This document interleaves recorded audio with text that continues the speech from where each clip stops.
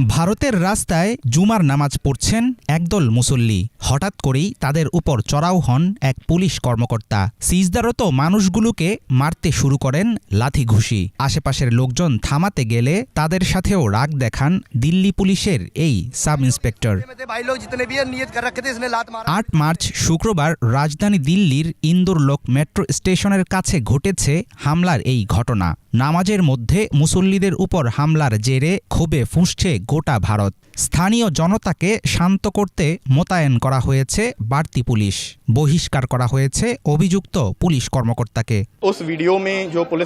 ভিডিওতে যে পুলিশ অফিসারকে দেখা গেছে তার বিরুদ্ধে ব্যবস্থা নেওয়া হয়েছে। পুলিশ পোস্টের ইনচার্জকেও বরখাস্ত করা হয়েছে। শাস্তিমূলক ব্যবস্থা নেওয়া হচ্ছে। এলাকার পরিস্থিতি বর্তমানে স্বাভাবিক রয়েছে। স্থানীয়দের সাথে মিলে আমরা সবাইকে জানাচ্ছি, অত্র অঞ্চলে আইন শৃঙ্খলা বজায় রাখতে হবে। এখানকার অবস্থা এখন শান্ত। বেশিরভাগ লোকজনই ফিরে গেছে। যারা আছে তাদেরও বুঝিয়ে শুনে ফেরত পাঠানো হচ্ছে। দিল্লির ইন্দোর লোকের একটি মসজিদে জুমার নামাজ পড়তে আসেন বিপুল সংখ্যক মুসল্লি। মসজিদের ভেতরে জায়গা না হওয়ায় সেদিন সামনের রাস্তায় নামাজে দাঁড়িয়েছিলেন তারা।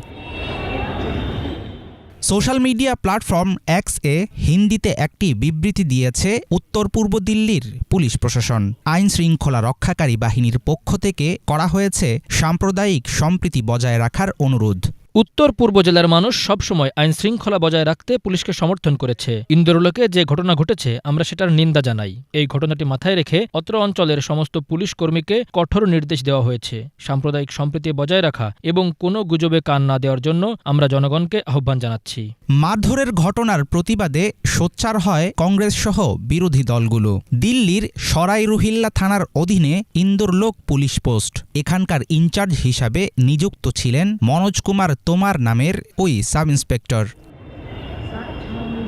বিশ্বের মোট জনসংখ্যার 10.9% মুসলমানের বসবাস দক্ষিণ এশিয়ার দেশ ভারতে। দেশটির মোট জনসংখ্যা প্রায় 143 কোটি। এর মধ্যে মুসলিম আছে 20 কোটির বেশি। রাজধানী শহর দিল্লিতেই বাস করেন 2.1 মিলিয়ন মুসলিম। এই ঘটনায় যেন নষ্ট না হয় সাম্প্রদায়িক সম্প্রীতি। স্থানীয় বাসিন্দাদের এমনটাই আশা।